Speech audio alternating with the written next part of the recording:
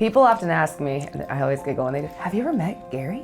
As if you're not in this office literally working all things GSF every day. Oh. And you, of course, have an office here. So if someone were to walk into your office, what would be something that would surprise them? Well, there's a pinball machine in there. Any acting in the near future? No, I don't think so. As we look to 2026 and beyond, what are you excited about? Doing a little more. Always. Hello and welcome to GSF Podcast, sponsored by the Gary Sinise Foundation's Education and Outreach Initiative, aiming to educate the public on the importance of serving America's veterans, first responders, and their families.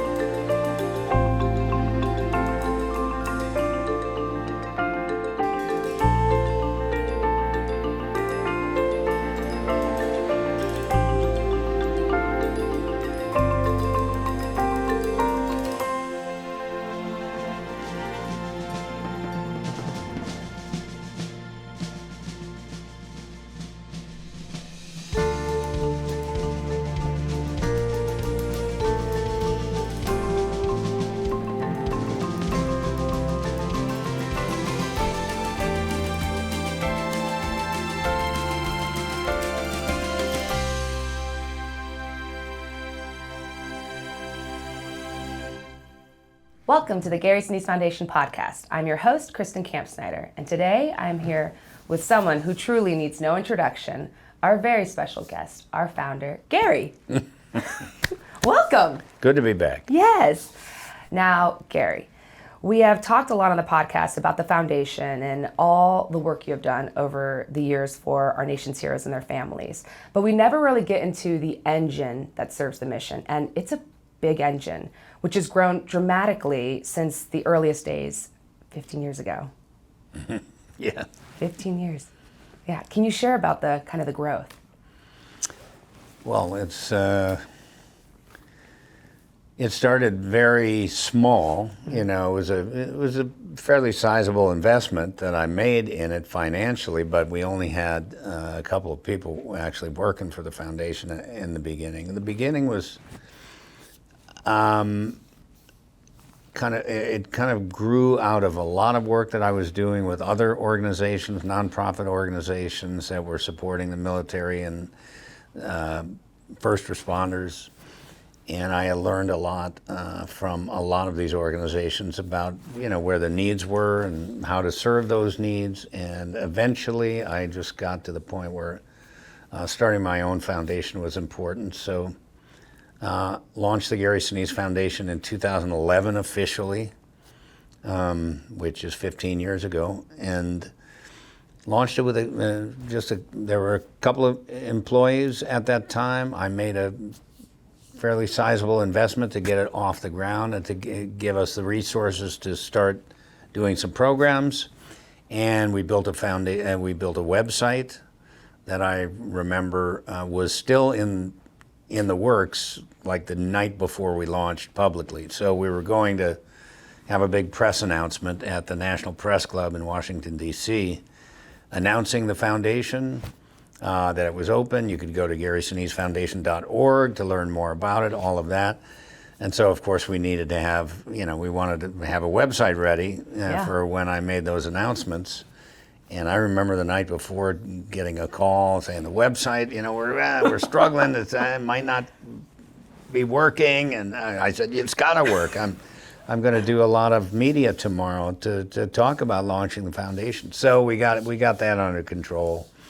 And the importance of having a website together at that point was because now I had started the foundation actually in 2010, but never launched it publicly. It was not open to the public to donate, to help with the mission. Wow.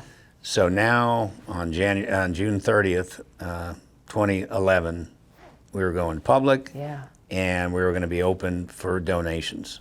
So we wanted the website to be ready, and we're now making it available to the public to support what I was trying to do, to help our veterans and first responders. And so we launched 2011, started taking in some donations. It started very small in the beginning, not much was coming in, but I did do a fair amount of press, and people were going to the website and checking us out. I think even more so than the website, it was the active thing that I was on. I was very, very active, going here and there and everywhere, doing all these different things. And everywhere I was going to serve the mission, I would talk about the mission and talk about the fact that, we were raising money and we wanted to expand. We always wanted to do more. And as time went on, started to grow. We started it wasn't much bigger than this. It was just 2 little rooms on the lot at CBS Studio Center in Studio City, California. I had 2 little rooms for CSI New York, and that's where the foundation started. And then eventually, there was an office building on the corner, right by the lot, and there we took some office space up there. And I was funding all this myself, just because we didn't have a lot coming in the beginning. But, funding all the computers and all the desks and all the things that you got and that you need. And we, funding the employees and all that. We were starting to hire some additional people to help us. We took that space. Then we eventually moved from Studio City to Woodland Hills, California. That's when you came on board. And we started expanding the offices. We started getting more and more support coming in, which allowed us to expand our programs, which means you got to expand your staff to facilitate all the programs and all that. And as time has gone on, it's just grown and grown and grown. Now we're here in Nashville, and the foundation's just doing great. Yeah. Yeah. The foundation has grown from just you, to now almost 100 employees and hundreds, if not thousands, of volunteers. What does it mean to you to have that many people in on this mission? That is kind of everything in a way. I wanted to create something that the American people would see as a great way to support the men and women who serve our country. So I wanted, and you have to establish credibility, right? Yeah. How do you establish credibility? Well, you have to show people that you're serious about what you're doing and that you're willing to put your money where your mouth is. You're putting your boots on the ground and all that. So that's why in the beginning, especially, I'm still active quite a bit. Oh, yes. But in the beginning, I was shooting a television series at the same time I was starting the foundation. Oh my goodness. So I would have to do it in between, on the weekends, or I would have to do it on hiatus from the show, go out there, do concerts, do events, do stewarding of donors, trying to bring donors in. We started building houses for our wounded. We were doing, facilitating a good number of programs. And we would bring in more corporate support, which meant that I had to, take care of our donors. I wanted them to know that I appreciate what they do. And so I did a lot of that. Now we've expanded our philanthropy team and all the teams to facilitate the programs, but also go out there and continue to generate support. Oh, yeah. Because we're always, my whole thing has always been about not being able to do enough ever. Yeah. So I was always trying to do more and more and more wherever I could. And that's kind of our philosophy here at the Gary Sinise Foundation. We can never do enough, but we can always do more. And so how do you do more if you don't have the resources? Right. So we have our philanthropy team has grown. They're doing a great job. Our marketing team has grown under you as our vice president there, Cristin, and telling the story is really super important.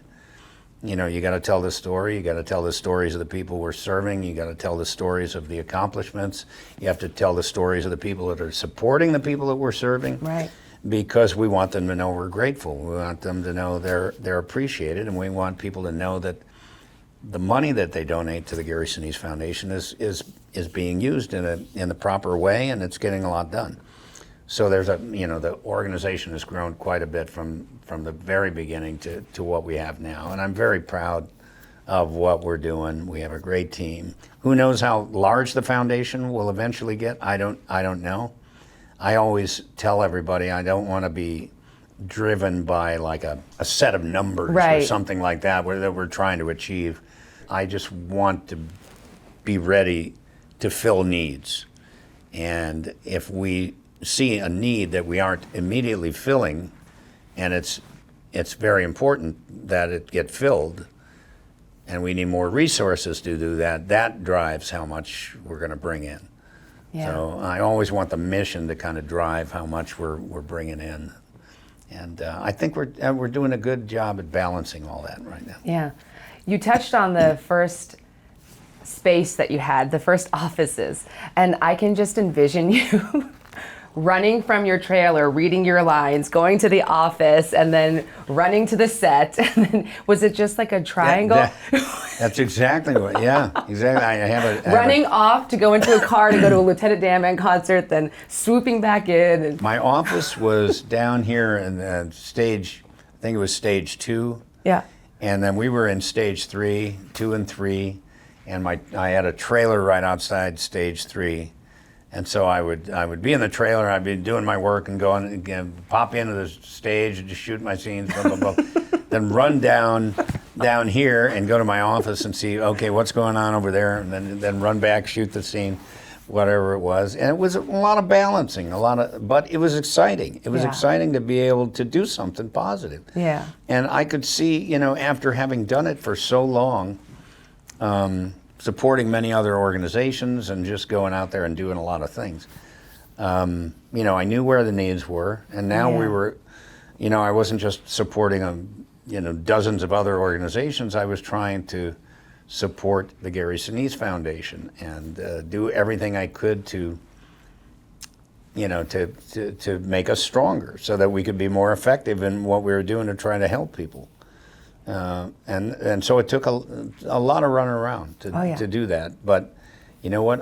I'm proud. I'm proud of it, and I'm grateful. I feel blessed that I've had success, and I could do something with that success. And I know, having started a theater company and all the different things over the years, you have to work hard. You just have to work hard if you want people to get on board with you. And to support you, they have to know you're serious about it, and you have to prove that, by doing the work. Yeah. So there's a lot of activity over the years that's gone into it, and now we have, as you say, many employees at the foundation that are facilitating all these programs and doing all these things, and that allows us to expand. And when you expand, you help more people, and that's what I want to keep doing. Yeah. Through every involvement of the space, your mission has always been visible on the walls and through all the hallways and the offices. You have quite the treasure trove of pictures and coins and more coins and more coins. There's a few items around here. There's a few items. Yeah. How important is that? Well, a lot of the items, I mean, you have the stuff from the movie and television career and everything like that. It's a blend. That was just collected over the years from working in theater, and, you collect posters of plays that you've been in, and I hung on to a lot of that stuff. And, we get to display it here at the Gary Sinise Foundation. But besides that, there's all these gifts that are here that have been given to me over the years by people in the military, firefighters, police officers, whoever we're serving. And I would go out and do these events and do these concerts and visit, the men and women serving. And, when you go, sometimes when you go to these places, you come back with a lot of things that they want to give you in gratitude for showing up and coming. I'm you know, I would be fine if I never got anything, you know, from them, because the reward for me is just being there and seeing them feel better. But they want to feel like, you know, that I know that I'm appreciated for doing that. So you go around this office and you will see thousands of coins, you know, challenge coins that they've given me. You'll see, you know, memorabilia, you see artifacts, you see gifts, you see awards, you know, I've received over the years. We have a foundation here, and we're privileged to be able to house that stuff here. So all these things that, you know, where would they be if I didn't have a foundation? You know, I'd have to store them somewhere. But I like to display them for the people that took the time to make something for me or give something to me. And so they're on display here at the Gary Sinise Foundation, and people that come through, I hope when they go through here and they see some of these things here, that they walk away feeling like a commitment has been made. Yeah. It's about commitment. And I made a commitment years ago that I wanted to do this work to support the men and women who serve our country. And I thought it was important that they knew. I come from an era during the Vietnam War where our veterans did not get a lot of support. They did not get a lot of pats on the back. They weren't getting even a welcome home from our country at that time. It was a divided time, and I remember that. Yeah. Very specifically because I knew a lot of Vietnam veterans. My wife's two brothers served in Vietnam, her sister's husband. So, and it was a difficult time for our veterans. And all of a sudden we're deploying to Iraq and Afghanistan, and I was just like, I don't want them to come home and feel like nobody cared that they went over there and lost buddies and friends and all that. I want them to know that I recognize what they're doing, and so I'm going to go see them there. And so I started to go to the war zones and the hospitals, and I would go there, and they'd give me things, and I'd bring them back and then store them, and then we built a foundation, and now we can put all that stuff up here and let people see it. Yeah, a place of honor. Yeah, absolutely. How many coins do you think you have in total? I don't know what the whole total is. I know it's over 3,000 coins. You know, but I think it's close to over 4,000. I thought. I don't know. I would have to ask the powers that be around here who keep track of that. You know, I just go on the trips and come back with them and say, okay, take care of these. Here's this one, and then so and so gave me that one, and then let's make sure we put them somewhere. So there's thousands of coins in here. Yeah. But that's decades of collecting them. It's not just a couple of years. No. It's over decades of going on these trips and collecting the coins. I remember when we would go through TSA security, you'd always get stopped because they'd see this lump of metal in your luggage. Jingling. What is this? Sorry, I got coins. And every time I'm like, he needs to go to security right now. They wand me. It's like, neat. They're like going through and they're like, what is this bag? Should have put these in my suitcase, In your office, can you touch on some of the specialty coins that you have or certain designated areas? Yes, there's an area in my office where I have right on my desk fallen heroes on my desk. Now these are, families or friends of folks who have lost their lives serving in the military, or firefighters or police officers, and family members or friends who had given me a special coin that was made just for the fallen hero. And those are right on my desk. I keep those right on my desk. It's a place of honor for me to have them right there on my desk, and I want those families to know that I did not take that gift for granted. When I say I don't forget, I mean that. I don't forget, and I don't want to forget. People have sacrificed a lot for our country, So they're there. I have Medal of Honor recipients over on one shelf, one area in my foundation. I've been involved with the Medal of Honor Society and Foundation for, almost nearly 20 years. It's probably 18 years now since I first started with the society. And every Medal of Honor recipient has their own coin. Yeah. And I've been blessed to meet so many Medal of Honor recipients and have so many of them as friends that I keep those coins in a special spot as well. We just recently had 10 Medal of Honor recipients visit the office, and I wanted them to go through and find their coin, make sure their coin was there. And they all did. They all went digging through and they found their coins. So it was neat because they're in a special spot. Those are great, great American heroes. Our greatest military heroes are recipients. Not that every single person who serves isn't heroic in my eyes, but to receive the Medal of Honor is the greatest thing that can be bestowed upon somebody for valor in service to our country. And all of them have, reluctantly received the Medal of Honor. None of them wanted the Medal of Honor. None of them wanted to go through what they went through to get the Medal of Honor. And they all will tell you that they wear it for all the people that didn't come home with them. Many of them in the actions that they received the Medal of Honor for lost multiple friends. And so they get a medal for the worst day of their life. Right. And so those coins from the Medal of Honor recipients are in a place of honor in there. And I've got lots of things in there. Oh yeah. There's a lot of things in the office. There's definitely special places for everything.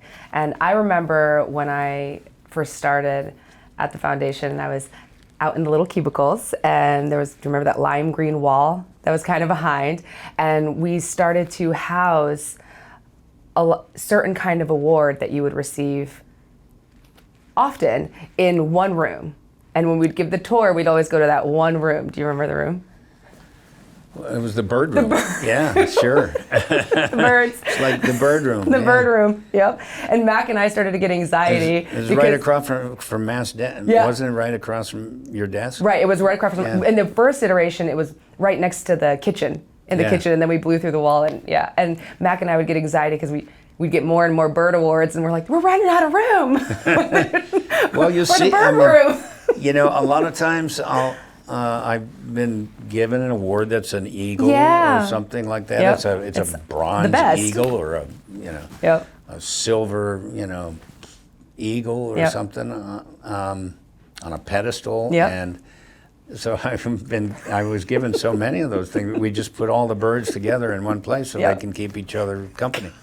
And every time we give a tour, Mac would come around and give a tour. You'd come into the office and you're like, did you feed the birds? Did you guys feed the birds? It was always the question that we would always giggle about later. I was like, did you feed the birds? Is it? Who's feeding the birds? Who's feeding the birds? There's a lot of birds, It's beautiful. There's so much that's on display here. It's like a museum. But there's also stuff that isn't on display here. I mean, you have a whole archive of things that it's just... and we're... Yeah. We just opened, where we are right now is the new section of the office. Yep.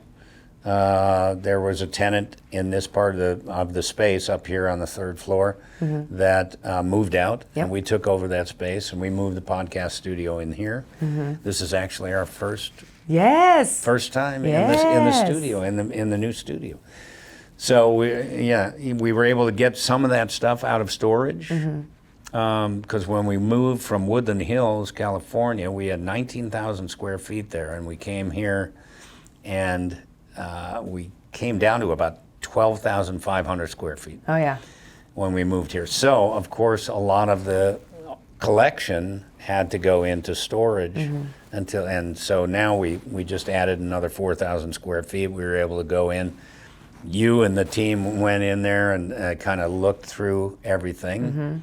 to see, okay, these are items here that we want to bring out of storage and put them up. So we were able to put up a lot more of what we have. Yeah. And it's amazing, you know, because when I walked around, like seeing everything for the first time, it's like all this stuff was in storage. Oh yeah. I mean, you kind of, Yeah.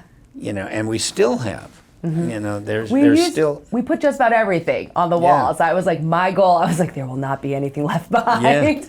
But now we have more. But like you say, there's still stuff in the archive that we keep. But it's stuff that wouldn't necessarily go up someplace. Like, for example, I have like old scripts from movies and stuff that I worked on. And so you can, like my script from Forrest Gump or, you know, Apollo 13 or something like that. It's got all my original notes in it and all that stuff, and we preserve that here in the archive of the Gary Sinise Foundation. It's kind of cool to, you know, if I didn't have a foundation, you know, a lot of this, these beautiful gifts and things that I've received that, you know, some of it would be at home, but a lot of it would be You'd have no wall space at your house. But you know. As the foundation grew, the office became not only a place for the employees, but also for our outreach, where we host events. Yeah. We when we were in Woodland Hills, at one point we did something similar in Woodland Hills. Like we started with, if you'll remember, we started on one end of the building. So we were on this one floor. And our offices were down here on the end of the floor. Yep. And then the people next to us, they moved out. So we took that. We took that space. Then the people next to it, they moved out. Yep. And so we took that space and we kept growing and we kept building the team because we were growing, we were raising more money, we were expanding our programs and everything. And then at one point, a fairly large space toward the end of the floor became available. And I thought, you know what? We could make an exhibit space out of this. We could make a flexible exhibit space where we could display some items, we could tell the story. You know, it's really the Grateful American story, going from an acting career into full-on service work. And so we kind of created a story in there and made a nice exhibit space, but we also kept it flexible so you can move things out of the way and put tables in there or put chairs in there, have lectures in there, have dinners in there, have lunches, have big meetings in there. Use it, bring students in, whatever we were doing. And that became our education and outreach center in Woodland Hills. And so when we came here, we had a smaller space and we created a nice little center, but it didn't give us the flexibility that we had in Woodland Hills. Right. Once we took this new space over, this additional 4,000 square feet, we were able to expand the Education and Outreach Center. And they've started to have events in there. We've started, one of the things I really always wanted to do, and you'll remember this, with the Education and Outreach Center in Woodland Hills, was bring students through there and teach them about service and volunteerism and leadership and all these things. And we never really got that off the ground the way we wanted like to. Just on the cusp of it. Yeah. Well, we were, and Mac was, my son Mac was, you know, he was kind of in charge of trying to create the programming in there at that time. And then COVID happened and everybody went home and worked from home. And we had just expanded, we just built this whole big thing. So we never got to do that in Woodland Hills what we are doing now. Yeah. And we've expanded our education department very well, and they've started to host events in there with students. We had 80 firefighters in here recently. We recently had a big event where we brought, it was called Nashville Salutes Heroes, and we brought, you know, several of our wounded service members in, first responders, for a big event, and we spent a lot of time in there. So it's a flexible space. We want to use it, but it also is there to educate folks about service and volunteerism. Yeah. People often ask me, and I always get going, they go, have you ever met Gary? Have you met They him? ask you? They ask me that because if they see that I'm wearing the logo, or they always, oh my gosh, I love that. But have you ever met Gary? As if you're not in this office, literally working all things GSF every day. Oh. And you, of course, have an office here. So if someone were to walk into your office, what would be something that would surprise them? Well, there's a pinball machine in there. There's a pinball machine in my office. And I'll tell you about the pinball machine. The pinball machine, when I did Apollo 13 with Tom Hanks and Ron Howard, this company wanted to make Apollo 13 pinball machines, a limited edition of Apollo 13 pinball machine. So they designed all this cool stuff in it. There's a rocket ship that goes up, and there's a moon that rotates, and and at one point, and because it's Apollo 13, you're playing pinball, and at one point, if you hit a certain number, all of a sudden it'll launch like 13 balls. Oh. Now it's time for 13 ball play, and it's got my voice on there saying that. So because they asked me, Bill Paxton, Kevin Bacon, and Ed Harris to put our voices on the machine. Oh, I love it. So we each did a little recording session and recorded lines like, "Let's go for 13 ball play." Like I said, that's me, or rocket ship, go. I don't know what it is. And in exchange for putting our voices on it, they gave each one of us a pinball machine. So for the longest time, I just had that in my garage. And at one point, when we started building the foundation in Woodland Hills, I said, you know what? Let's get my pinball machine out of my garage and we'll put it in here. And so now we're here in Tennessee, and now we have the pinball machine here. I love it. All right, it's the end of the year, 2025. And as we look to 2026 and beyond, what are you excited about? Doing a little more.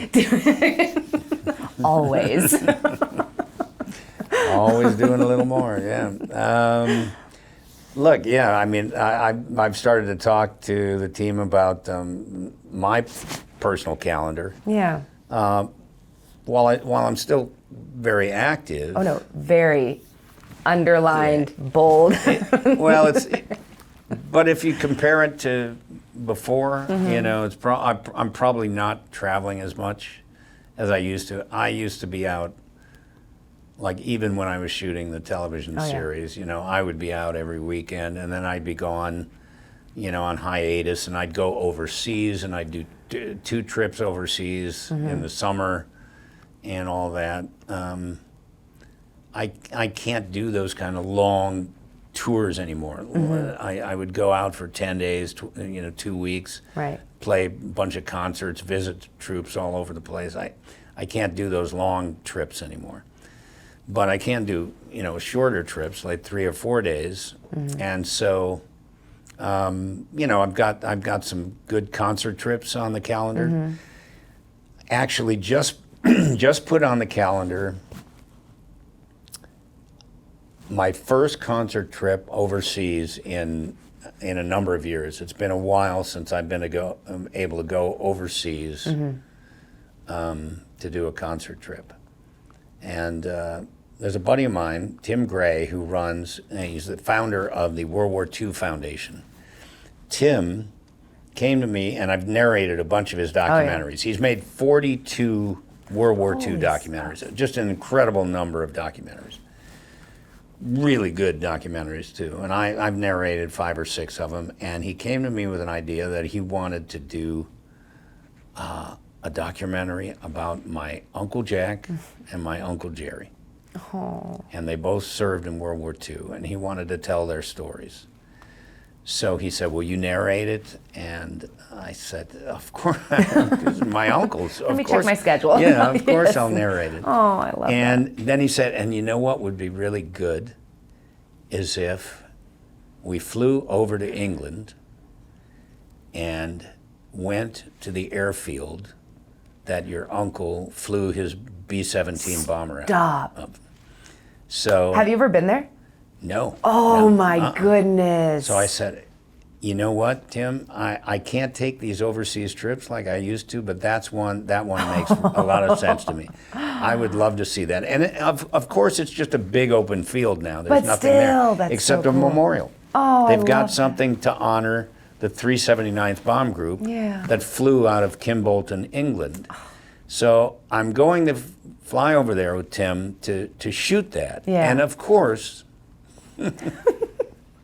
my thinking is always, well, as long as I'm going over to England, I think I'll probably have to play a couple of concerts. Shocking. No. So I Do a little more. Yeah, I contacted a couple of the bases that I played at years ago when I was on trips over there, and said, how'd you like the band to come? So we set up a couple of concerts, and I'm going to go over there in May and do that. There's a lot on the calendar. I mean, I have put a lot on the calendar, and I'm always looking to do more. But I have to rely on the team too. Yeah. You know, a lot more. I'm a volunteer. Remember, this isn't my full-time job. This is what I do for the mission, and you know, I have a full-time staff that their full-time job to you know, to facilitate all these programs and you know, reach out and touch the men and women who serve. So we're doing a lot on the foundation side, and I'm doing, you know, a fair amount myself. But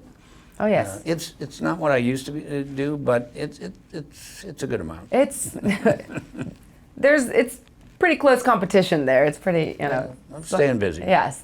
Any acting in the near future? No, I don't think so. So no big acting gigs. Nothing right now. I mean, I have talked to a couple people about a few things here and there, but nothing concrete on that front. I am writing a second book right now. Yeah, and I'm working hard on the book, and it's going to come out sometime next year. So you know, I'm got to deliver it pretty soon, and then we'll start talking about what we're going to do to promote it. But it's kind of a family story, but Yeah. it's that guy right there who's Yeah. kind of at the center of it. Well, I can't wait to talk about that with you. So the new year is coming. Any special message to our supporters? Of course. First, I want to thank all our supporters for your generosity throughout the years. Everybody that's come on board in 2025 to help us, we hope you come with us in 2026. We're always trying to do more at the Gary Sinise Foundation for the people that serve our country and protect our cities. They deserve it. They deserve our support. They work hard. They sacrifice a lot. And they don't get a lot in return. And so at the Gary Sinise Foundation, we just try to let them know that we appreciate them. And we appreciate everybody that helps us to do that. And that's you, our supporters. So thank you for being a part of the foundation over the years. Thank you for coming on board. If you just came on board in 2025, thank you. And please stick with us in 2026. We're going to be doing a lot of great stuff. We're going to reach a lot of people, and we're going to help a lot of people. So come and join us. Beautiful. You know what, Cristin? I have a good idea here. This is the final podcast of 2025. We're going to close out the year. We've done a lot of work here around the foundation, and we've just had a pretty sizable renovation. We brought a lot of things out of storage. We've displayed them. Why don't we take a little tour around, and I'll show people the foundation. Yes. Okay, let's go. For all our listeners who are interested in an exclusive behind-the-scenes tour of the Gary Sinise Foundation with the one and only Gary Sinise, please head over to the YouTube channel now, and we will see you there. And as we do with every podcast episode, Matt will close out the show. You've been listening to GSF Podcast, the official podcast of the Gary Sinise Foundation.